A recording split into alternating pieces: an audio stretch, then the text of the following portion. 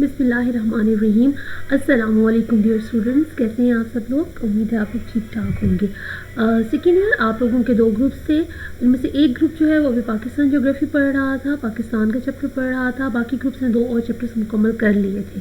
तो अभी मैं 7 चैप्टर से स्टार्ट करूँगी। हमारी ऑनलाइन जो क्लासेस हैं उनका सिलसिला 7 चैप्टर से स्टार्ट होगा, यानी यूरोप से स्टार्ट होगा।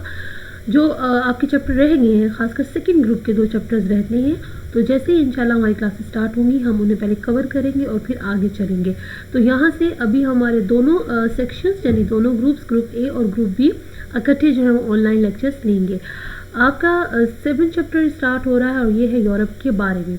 आपके पहले 6 जो चैप्टर्स थे वो थे हमारे फर्स्ट चैप्टर दुनिया के बारे में था, सेकंड चैप्टर बर आज़म एशिया के बारे में था। उसके बाद आपके नेक्स्ट जो चैप्टर्स थे वो बर आज़म एशिया के इम्पोर्टेंट सिटीज़ कंट्रीज़ के बारे में थे। अब हम अपना सेकंड जो है वो कॉन्टिनेंट स्टार्ट करने लगे हैं, बर आज़म स्टार्ट करने लगे हैं और सेकंड कॉन्टिनेंट हमारा जो है वो है यूरोप के बारे में। आज हम इसका लेक्चर फर्स्ट लेंगे, स्टार्ट करेंगे इसको। यूरोप के बारे में हम लोग देख लेते हैं। यूरोप हमें मालूम है एशिया और यूरोप दोनों मिलकर एक बड़ा लैंड मास बनाते हैं जिसको यूरेशिया कहते हैं। ठीक है, इसमें एशिया का रकबा ज़्यादा है, यूरोप का रकबा कम है। यूरोप रकबे के लिहाज से दुनिया में छठा बड़ा कॉन्टिनेंट है और आबादी के लिहाज से ये तीसरा बड़ा कॉन्टिनेंट है। यूरोप में आलमोस्ट तकरीबन जो है यूनाइटेड नेशन के मुताबिक, अंदाजे के मुताबिक के 44 आज़ाद ममालिक हैं, छोटे छोटे कई ममालिक हैं। यूरोप का रकबा कम है। देखिए दुनिया में छठा जो है वो 7 बराज़ों में इसका जो नंबर है रकबे के लिहाज से वो छठा है, लेकिन आबादी बहुत ज़्यादा है, इसलिए तीसरा बड़ा जो है वो आबादी के लिहाज से बरे आज़म है।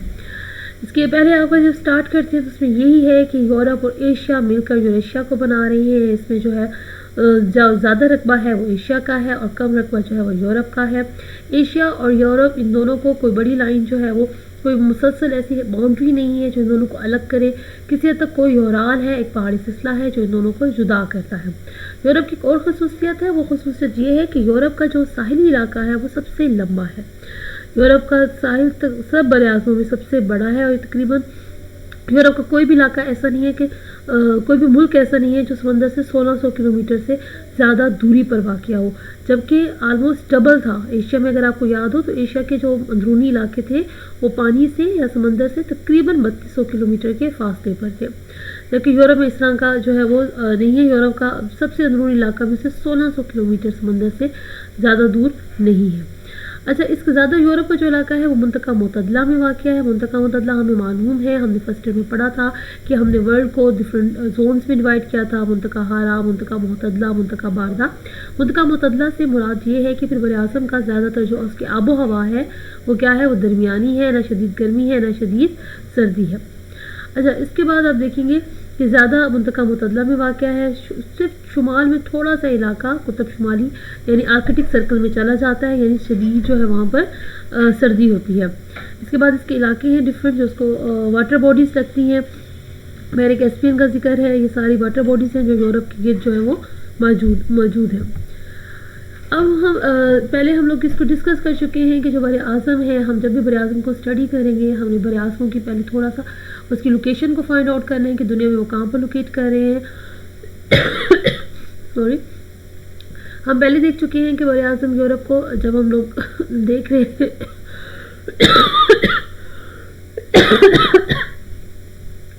बर आज़म यूरोप को मैंने जब हम लोग वर्ल्ड मैप देख रहे थे तो मैंने आपको उसको लोकेट कराया था। आपको याद होगा कि वो कहाँ पर लोकेट कर रहा है। अब बर आज़म यूरोप की हम लोगों ने लोकेशन को देख लिया, बर आज़म का रकबा थोड़ा सा हमने आइडिया लिया। अब हम देखेंगे कि बर आज़म में इम्पोर्टेंट तबाई खदोखाल कौन से हैं। आपको एशिया के याद होंगे, एशिया के 6 बड़े तबाई खदोखाल थे, जबकि जो यूरोप है इसके 5 बड़े तबाई खदोखाल हैं। 5 आपकी बुक के अंदर भी हैं और यहाँ पर भी जो है ये मेंशन है। आपने इन्हें फिंगर टिप्स पर याद रखना है, इन्हें बहुत अच्छे से याद रखना है। आपको याद होना चाहिए कि एशिया में कितने थे, एशिया में 6 थे। आपको ये फ़र्क याद हो, आप लोगों को ये फिंगर टिप्स पर याद होने चाहिए कि एशिया के तबाई खदोखाल 6 थे, यूरोप के कितने हैं, 5। उसके बाद आप देखेंगे सबसे पहला इसके 5 कौन कौन से हैं। शुमाल मगरबी कोहिस्तान व बाल्टिक शील्ड, शुमाली यूरोपी वसी मैदान, वस्ती यूरोप के पहाड़ी इलाके यानी कोहिस्तानी इलाके, नो उमर मुरफूफा पहाड़ी सिलसिला और मशरक़ी यूरोप का रूसी प्लेटफॉर्म। سب سے پہلے ہمارے پاس ہے شمال مغربی کوہستان، یعنی وہ پہاڑی سلسلہ کہ جو یورپ کے شمال مغرب میں واقع ہے اور اس میں بالٹک شیلڈ کا علاقہ. یہ وسیع پہاڑی سلسلہ ہے، شکست و ریخت ہو چکی ہے، ٹوٹ پھوٹ کا شکار ہو چکا ہے، جس کی وجہ سے اس کی سطح کی بلندی کم ہو گئی ہے، لہردار یعنی اونچی نیچی سطح بن گئی ہے. تقریباً 350 ملین سال قبل آپ کو معلوم ہے کہ 1 ملین سال میں تقریباً جو ہے وہ 10 لاکھ سال جو ہے وہ ہوتے ہیں. یہ پہاڑی سلسلہ تھا، پھر ایسا ایسا کیا ہو گیا، یہ دب گیا اور ناروے، سویڈن، اسکاٹ لینڈ میں ابھی بھی ایک کم بلند پہاڑوں کی صورت میں یہ پہاڑی سلسلہ موجود ہے. یہ پہاڑی سلسلہ جو ہے ہم نے پڑھا تھا فرسٹ ایئر میں پہاڑوں کی تخلیق کے ڈفرینٹ ٹائم پیریڈ سے. ایک پہلا تھا ٹائم پیریڈ سب سے پرانا، دین دوسرا جو ہے وہ سب سے پرانا کیلڈونین تھا، پھر ہرسینین تھا، اور پھر اس کے بعد نومر یا الپائن ماؤنٹینز تھے. اس میں جو ہے یہ جو شمال مغربی کوہستانی پہاڑی سلسلہ ہے، یہ سب سے پہلے پیریڈ یعنی جو ہے کیلڈونین سے تعلق رکھتا ہے. یہ تھوڑا سا آپ کو آئیڈیا ہو جائے گا. یہ آپ کا یہ یورپ کا علاقہ ہے، ٹھیک ہے. آپ دیکھ رہے ہیں کہ یورپ کے ساری سائڈ سے پانی ہے، یہ پانی آ رہا ہے، یہاں پر بھی پانی ہے، یہاں پر بھی پانی ہے. اس کے جو ہے میں نے آپ کو پہلے کہا تھا کہ آپ لوگ یہاں پر ڈائریکشنز بنا دیا کریں. نارتھ کی طرف بحر مجمع شمالی ہے، ساؤتھ کی طرف دیکھیے اس سے بحر روم جو ہے وہ لگ رہا ہے، یہاں پر بھی اس کو جو ہے وہ پانی جو ہے موجود ہے. تو یورپ کو چاروں اطراف سے جو ہے وہ پانی نے 3 اطراف سے، کیونکہ مشرقی سائڈ پر یہ ایشیا سے کنیکٹڈ ہے، تو باقی 3 اطراف سے جو ہے اس کو پانی نے جو ہے وہ کور کیا ہوا ہے. اچھا جی، اس میں یہ جو پہاڑی سلسلہ ہے، یہ آپ دیکھیں شمال مغربی پہاڑی سلسلہ بالٹک شیلڈ کا جو ہے وہ ذکر ہو رہا ہے. اس کو ہم بار بار یوز کریں گے، میں آپ کو بتاتی رہوں گی کہ کہاں پر لوکیٹ کر رہا ہے. خیر ہم بات کر رہے تھے کہ یہ ہمارا پہلا پہاڑی سلسلہ پہلے دور سے تعلق رکھتا ہے کیلڈونین سے. اس کے بہت سے پہاڑی سلسلے کی بلندی کم ہو گئی ہے، ابھی بھی کہیں پر یہ پہاڑ موجود ہے، ناروے، سویڈن وغیرہ میں ہم نے بات کی ہے. اب کیا ہوا کہ اس کی جو ساحلی علاقے ہیں وہ کٹ پھٹ سے گئے ہیں، پانی اندر آ گیا ہے، جس کے نتیجے میں کافی ساحلی علاقہ شکستہ ہو گیا ہے. اس کو ہم فیورڈ ساحل کہتے ہیں. یہاں بھی دیکھ لیں گے، یہاں پر یہ دیکھیں ساحلی علاقے سارے، یہاں پر دیکھیں پانی اندر تک چلا گیا ہے اور اس نے اس کے ساحلی علاقوں کو کیا کر دیا، توڑ پھوڑ دیا ہے، جس کی وجہ سے ایسے شکستہ ساحل جس میں خلیجیں بن جائیں، جس کے اندر جو ہے وہ کافی حد تک وہ ٹوٹ پھوٹ جائے، ہم ایسے شکستہ ساحل کو فیورڈ ساحل کہتے ہیں. یہ پہلا سارا تھا ہمارا شمال مغربی کوہستان کے بارے میں پہلا پیراگراف. دین ہے بالٹک شیلڈ. بالٹک شیلڈ جو ہے پرانی سخت چٹانوں کا حصہ ہے. زرائد پار سے چونکہ پہاڑی علاقہ ہے، سخت چٹانیں ہیں، اس کو کوئی اہمیت حاصل نہیں ہے، لیکن معدنیات کے لحاظ سے یہ بہت ہی رچ علاقہ ہے. اس میں بہت امپورٹنٹ معدنیات جیسے بہت قیمتی لوہا، تانبا موجود ہے. اور کسی زمانے میں یہاں پر برف باری ہوئی، یہ علاقہ برف سے کورڈ ہو گیا، جس کی وجہ سے ابھی بھی یہ علاقہ جو ہے وہ جب برف پگھلی تو اس نے اس کو توڑ پھوڑ کر دیا، نرم چٹانیں کھوش نہیں نیچے کی، جس کی وجہ سے یہ علاقہ کافی بنجر ہو گیا ہے. آبادی آپ کو یہاں پر کم ملے گی. یہ یورپ کا پہلا جو ہے وہ طبعی خدوخال مکمل ہو گیا، اور یہ طبعی خدوخال تھا شمال مغربی جو ہے وہ کوہستانی علاقہ اور بالٹک شیلڈ. آپ کو معلوم ہے کوہستان جو ہے وہ کس کو بولتے ہیں، وہ پہاڑی علاقوں کو بولتے ہیں. اور سیکنڈ ہے ہمارے پاس شمالی یورپی وسیع میدان. ٹھیک ہے، یہ آپ کے اس کے اندر بھی ہے، یہ سارا شمال کی طرف ہے تھوڑا سا یورپی وسیع میدان. اس میں کئی جو ہے ممالک آئیں گے. ہم پہلے ہی ڈسکس کر چکے ہیں کہ یورپ کے اندر کافی جو ہے وہ تقریباً 44 کے قریب آزاد ممالک ہیں جس کے اندر موجود ہیں.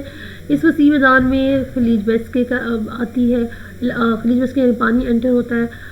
ملک کون سے ہیں؟ فرانس کا علاقہ ہے، شمال بیلجیم، ہالینڈ، جرمنی، یہ سارے اس کے اندر اس میدان کے اندر ہیں.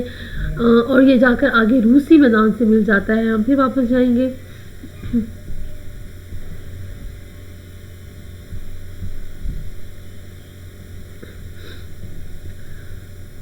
نقشے کی طرف ہم آئیں گے. یہ دیکھیں، یہ شمالی یورپی وسیع میدان آگے روسی پلیٹ فارم سے جا کر ملتا ہے. یہ چیز ہم نے ڈسکس کی ہوئی ہے. اچھا، اس میں ہے ایکویٹن کا علاقہ، شمالی فرانس، یعنی بہت سارے علاقے کنٹریز جو ہے اس کے اندر ملتے ہیں. مشرقی طرف بیلجیم، ہالینڈ، ڈنمارک ملتے ہیں. یہاں پر مٹی، کنکریٹ ملی مٹی کی تہ موجود ہے، یعنی مٹی کے اندر جو ہے وہ کنکریٹ ہے، جس کی وجہ سے یہ علاقہ بالکل بنجر ہے. جبکہ اس کے جنوب میں یہ مشرق کی طرف بات ہو رہی ہے، شمالی یورپی وسیع میدان کے مشرق کی بات ہو رہی ہے. مغرب کی طرف نرم مٹی ہے اور وہاں پر ہوا نے آ کر مٹی جمع کی ہے. جو ہوا آ کر مٹی جمع کرتی ہے ہم اسے لوئس پلین کہتے ہیں. ایسی زمین فرانس، بیلجیم، ہالینڈ وغیرہ میں موجود ہیں. وہ علاقے جہاں کنکریٹ ملی مٹی ہے، جہاں پر کنکریٹ زمین کے مٹی کے اندر موجود ہے، وہ علاقے بنجر ہیں. جبکہ جہاں پر ہوا نے لا کر جنوب کی طرف جہاں پر ہوا نے لا کر مٹی کو جمع کیا ہے وہ نرم ہے، تو وہ علاقے زرخیز ہیں اور وہاں پر کاشتکاری بھی ہوتی ہے. اس کے بعد ہے وسطی یورپ، یعنی یورپ کے درمیانی علاقوں میں کوہستانی علاقے یعنی کہ پہاڑی علاقے. یہ پہلے دور کے پہاڑوں کی تخلیق کے 300 ملین سال بعد ایک اور پہاڑی سلسلہ وجود میں آیا جسے ہرسینین کہتے ہیں. ابھی ہم نے جو شمال مغرب میں پہاڑی سلسلے پڑھے تھے وہ پہلے دور سے تعلق رکھتے تھے. وسطی یورپ کے یہ پہاڑی سلسلے دوسرے دور سے تعلق رکھتی ہیں اور پہاڑی سلسلے کا وہ دوسرا دور ہرسینین کہلاتا ہے. یہاں پر بھی ظاہر سی بات ہے جیسے ہی پہاڑ وجود میں آئے شکست و ریخت کا عمل ہوا اور اب بھی یہ پہاڑوں کی بلندی کم ہو گئی ہے لیکن الگ الگ بلاک کی صورت میں کھڑے ہیں. ہم نے فرسٹ ایئر میں پڑھا تھا کہ بلاک پہاڑ کو ہوسٹ کہتی ہیں. یہ پہاڑ مغربی آئرلینڈ میں، جنوبی انگلستان میں، ٹینی میں پہاڑ فرانس میں، اسپین میں مساٹا کے نام سے موجود ہیں. وسطی یورپ کے یہ پہاڑی علاقے بھی بلند نہیں ہیں، کہیں 300 میٹر تو کہیں 400 میٹر بلند ہے. جبکہ جو ابھی ہم نے شمال مغربی کوہستان میں پڑھا تھا پہاڑی سلسلہ تو وہ تو اس کی بلندی بالکل ہی ختم ہو چکی ہے. یہاں پہاڑوں کی ڈھلانوں پر کاشتکاری بھی ہوتی ہے، پہاڑوں کو کاٹ کر ٹیرس کلٹیویشن کی جاتی ہے اور ان علاقوں میں سطح مرتفع موجود ہے پہاڑوں علاقوں کے درمیان. اور وہ سطح مرتفع بہت امپورٹنٹ ہے کس لحاظ سے؟ معدنیات کے لحاظ سے. جیسے سطح مرتفع وونیم میں چاندی، سیسا وغیرہ پائی جاتی ہے، کہیں سے لوہا بھی مل رہا ہے. تو یہ پہاڑی علاقے جو وسطی یورپ کے درمیان میں ہے زرعی لحاظ سے امپورٹنٹ نہیں ہے لیکن منرلز یعنی معدنیات کے لحاظ سے کافی امپورٹنٹ ہے. اب چوتھا جو ہے وہ پوائنٹ آ رہا ہے وہ ہے نو عمر ملفوفہ پہاڑی سلسلہ. نو عمر یعنی نئے جو پہاڑ وجود میں آئے تھے، یعنی اس کا مطلب یہ ہے کہ لازم یاد رکھیں کہ یورپ کے اندر تینوں دور سے پہاڑی سلسلے جو ہے وہ تینوں دور سے تعلق رکھتے ہیں. شمال مغربی کوہستانی پہاڑی سلسلہ پہلے دور سے تعلق رکھتا ہے. سیکنڈ وسطی یورپ کا کوہستانی علاقہ سیکنڈ پیریڈ سے تعلق رکھتا ہے. اور اب ہم تھرڈ جو ہے وہ پڑھ رہے ہیں، یہ نو عمر ملفوفہ پہاڑی سلسلہ ہے یعنی الپائن پہاڑ ہے. یہ جو ہے نو عمر ملفوفہ پہاڑی سلسلہ پہاڑوں کے سلسلے میں کوسٹ یعنی آرک کی صورت میں موجود ہے اور جس کی کچھ شاخیں بحیرے روم کی طرف چلی جاتی ہیں. یہ پہاڑی سلسلہ پہاڑوں کی تخلیق کے تیسرے دور سے تعلق رکھتا ہے جسے ایلپس کہتے ہیں. یہ بلند ہے. یہ 35 ملین سال قبل وجود میں آئے تھے. انہیں الپائن پہاڑ بھی کہتے ہیں. یہ وہی پہاڑ ہیں جو کہ شمالی امریکہ میں راکیز، جنوبی امریکہ میں انڈیز، ہمالیہ کے نام سے ایشیا میں موجود ہے. جبکہ یہی پہاڑی سلسلے یورپ میں کیا کہلاتے ہیں؟ الپائن کہلاتے ہیں. یہ کینٹربری کا پہاڑ جو اسپین میں ہے، پیرینیز کے پہاڑ جو اسپین اور فرانس کے درمیان میں ہے، سارے پہاڑی سلسلوں کے نام ہیں جو کہ اس یعنی الپائن پہاڑی سلسلے کے اندر آتے ہیں. کویلپس جنوبی یورپ کے بلند ترین پہاڑ ہیں، ان کو کئی وادیوں نے لاگ کر رکھا ہے. ماؤنٹ بلینک کویلپس کی بلند ترین چوٹی ہے جو کہ 4507 میٹر بلند ہے. اس میں دو بڑے مشہور ہموار میدان ہیں، دریا پو کا طاس ہے اور ہنگری کا میدان ہے. میں آپ کو دکھاتی ہوں. یہ دیکھیں، یہ ہنگری کا میدان ہے کیونکہ یہاں پر پو کا میدان ہے. یہ کویلپس پہاڑی سلسلے آ رہے ہیں. یہ دیکھیں مختلف کوس کی صورت میں سلسلوں موجود آرکس کی موجود میں ہے، شکل میں موجود ہیں. یہ بحر روم تک چلے گئے ہیں. انہی پہاڑوں کی بات ہو رہی ہے. ٹھیک ہے، اس میں یہ دیکھیں پہاڑی سلسلے کا بھی ذکر جو ہے وہ ہوا تھا ابھی بک کے اندر. تو یہ پہاڑی سلسلے جو ہے وہ موجود ہے. یہ اس سے تھوڑا سا آپ کو آئیڈیا ہوگا جب بھی آپ اس کو پڑھیں گے. لازمی طور پر اس میں آپ لوگوں نے جو ہے وہ دیکھنا ہے. اس کے بعد لاسٹ ون مشرقی یورپ کا روسی پلیٹ فارم. یہ بھی آپ کی اس کے میپس کے اندر موجود ہے. یہ روسی پلیٹ فارم یہ یہاں پر مشرق میں ہے. یہ براعظم کے میں آپ کو بار بار کہہ رہی ہوں جب بھی میپس پڑھیں گے آپ شمال، جنوب، مشرق، مغرب کو کلیئر کریں گے. اچھا جی، اس میں ہے آپ کے پاس لاسٹ ون مشرقی یورپ کا روسی پلیٹ فارم. یہ پرانی متغیرہ چٹانوں کا پلیٹ فارم ہے، سارے روس میں پھیلا ہوا ہے. آئس ایج میں برف نے اس کو کور کیا ہوا تھا. اب یہ علاقہ جو ہے وہ ابھی بھی یہاں پر بہت ٹھنڈی ہوائیں چل رہی ہیں اور معدنیات میں یہاں پر جو امپورٹنٹ ہے وہ کوئلہ کا علاقہ ہے. اس کے ساتھ ہی یورپ کے طبعی خدوخال مکمل ہو جاتے ہیں. 5 بڑے طبعی خدوخال ہیں. میپس کے ساتھ آپ لوگوں نے اس کو دیکھنا ہے، نقشے کے ساتھ آپ نے اس کو اسٹڈی کرنا ہے اور اس کو جو ہے وہ آپ نے 1 بائی 1 ہر ٹائم پیریڈ کے مطابق پہاڑی سلسلوں کو بھی دیکھنا ہے، اچھے سے یاد کرنا ہے. انشاءاللہ کل ہم جو ہے وہ یورپ کی آب و ہوا کو دیکھیں گے. اپنا خیال کیجیے گا اور جیسے اپنے سبق کو روزانہ کی بیس پر یاد بھی کرتے رہیے گا. Thank you.